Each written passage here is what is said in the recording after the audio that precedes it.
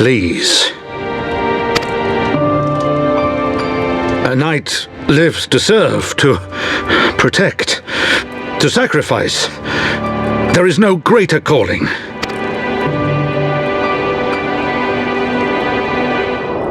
Leave me to mourn and give chase, for my son and for the nation he loved.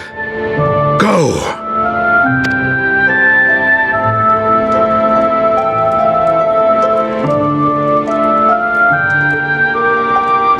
His sacrifice shall not be forgotten.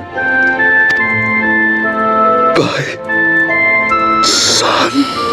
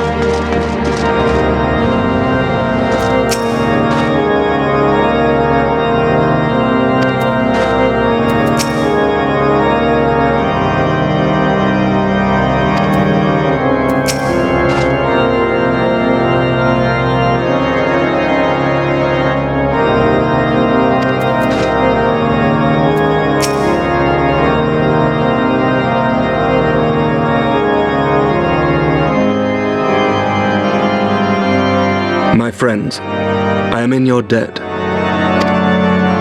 Think nothing of it. Your wounds are healing well, I trust. Some wounds do not heal.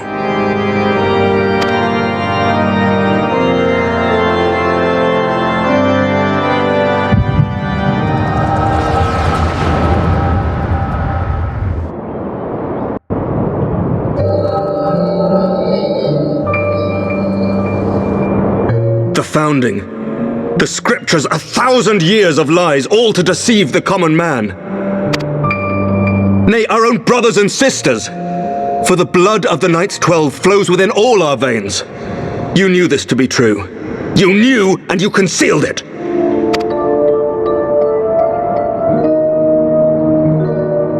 I should be interested to hear how you came by this knowledge.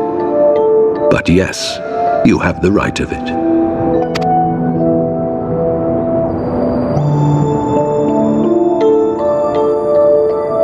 The architects of Ishgard, King Thordan and his Knights 12, entrapped and butchered the great worm, Ratatoskr, that they might partake of her eyes and thereby transcend their mortal limits.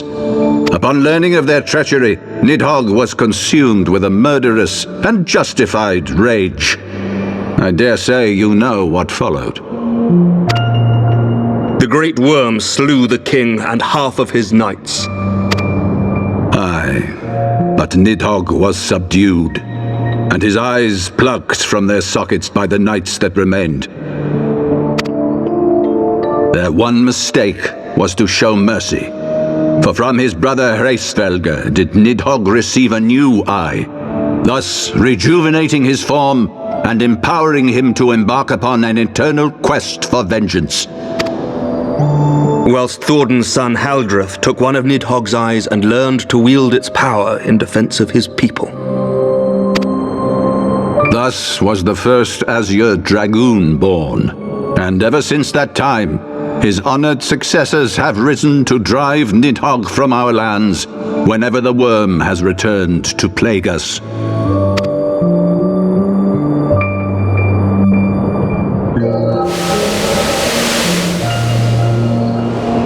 I ask you, my son, will you answer for my sins? Will your son and his son answer for me as well?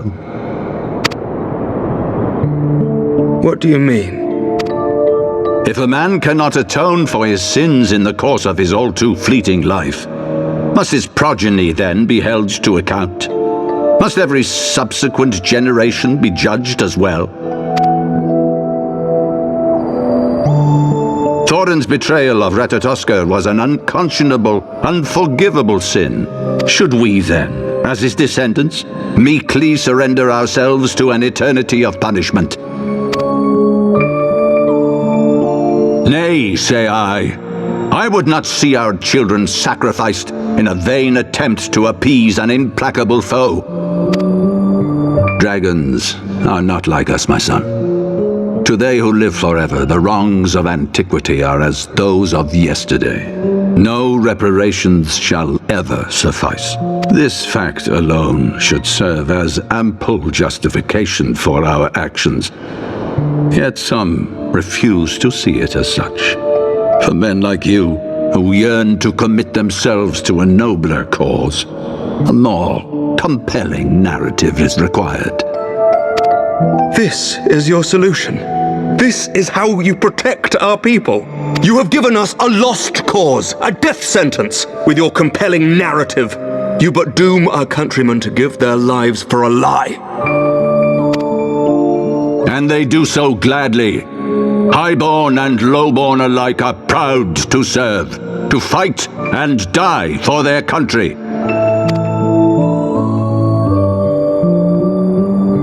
And what would you say to them? What would you tell the wives who have lost their husbands? The mothers who have lost their sons? That their loved ones died for naught? Over the course of 1,000 years, countless men have donned these robes, and every one of them came to accept the necessity of this solution. Once, I hoped you might come to accept it as well.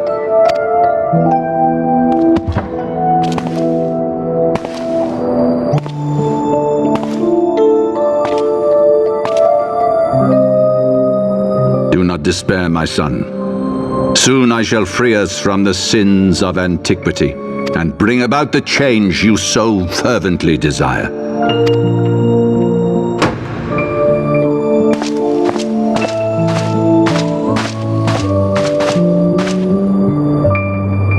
If he has spoken with others, I would have their names.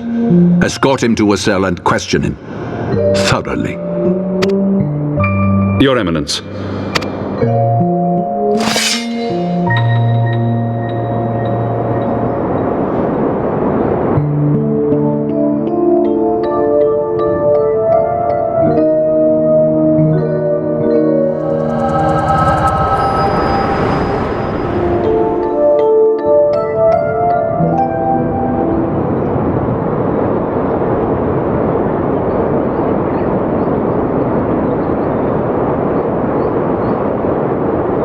You saw something, did you not?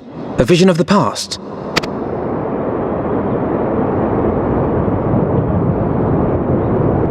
So this is the power of the echo. Would that it had shown you a finer moment from my past. 'Twas an exercise in futility, as you saw. faced with the firmity of his conviction and his many ready rejoinders, my words deserted me. To be frank, I am embarrassed to recall it.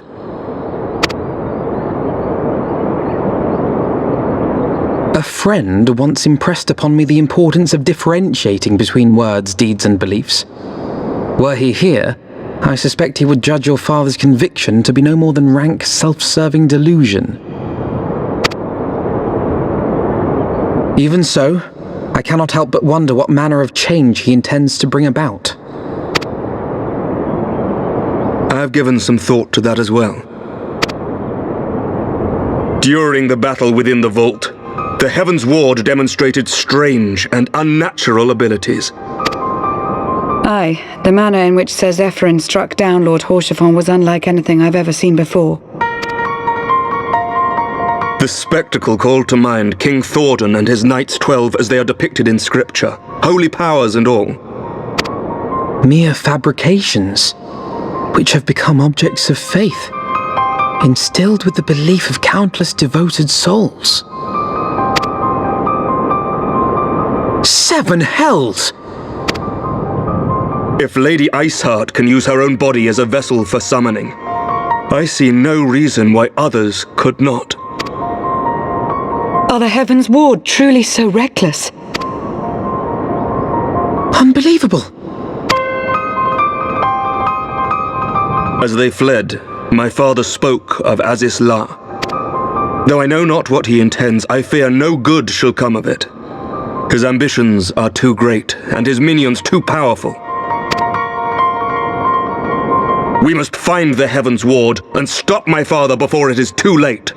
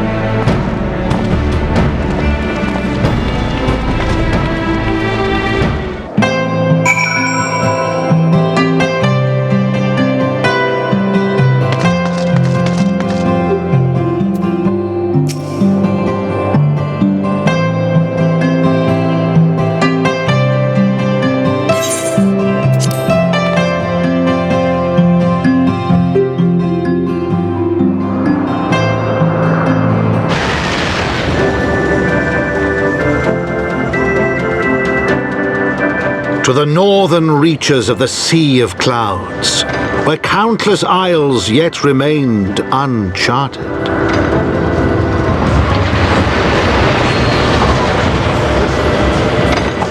In search of a mysterious land known as Azizlar, and the unmasked villain who sought to claim its secrets.